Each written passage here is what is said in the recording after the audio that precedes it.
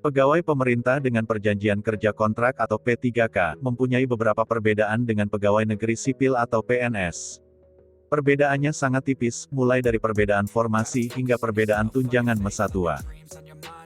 Mengenai tentang perbedaan P3K dan PNS, diinformasikan oleh Badan Kepegawaian Negara atau BKN. Yang menjadi perbedaan adalah masalah pensiun, namun ada perbedaan lainnya yaitu antara lain. Pertama ada perbedaan umum, diantaranya yaitu, pertama perbedaan posisi.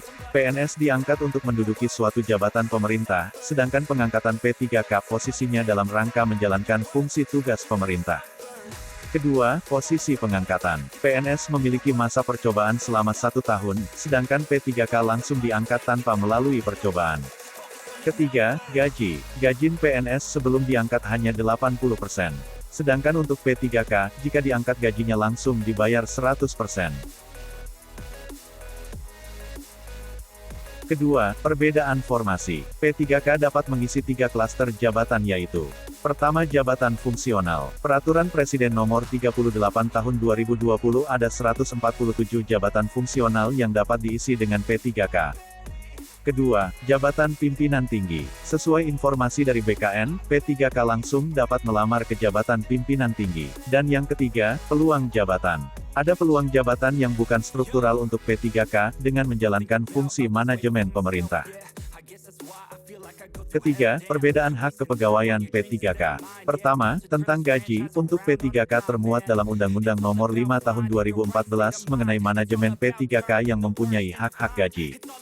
Kedua, P3K memiliki hak yang sama dengan PNS, seperti mendapat cuti, pengembangan kompensasi, bahkan penghargaan jika kinerja baik. Ketiga, P3K akan mendapat hak jaminan hari tua, kesehatan, kecelakaan, kematian, dan bantuan hukum. Dan yang keempat, perbedaan antara P3K dan PNS juga terdapat pada masalah pensiun. Selanjutnya ada perbedaan proses kontrak P3K. Kontrak P3K telah termuat dalam ketentuannya di PP 49. P3K dikontrak sekurang-kurangnya 1 tahun, namun BKN mengatakan bahwa maksimal kontrak P3K tidak ada, tapi mengacu pada penyusunan kebutuhan PNS. Untuk memperpanjang masa jabatan tidak perlu melakukan tes kembali, seleksi hanya akan diulang jika yang bersangkutan ingin pindah ke jabatan lain atau unit kerja lainnya, sehingga mereka pindah jabatan harus melalui seleksi lagi.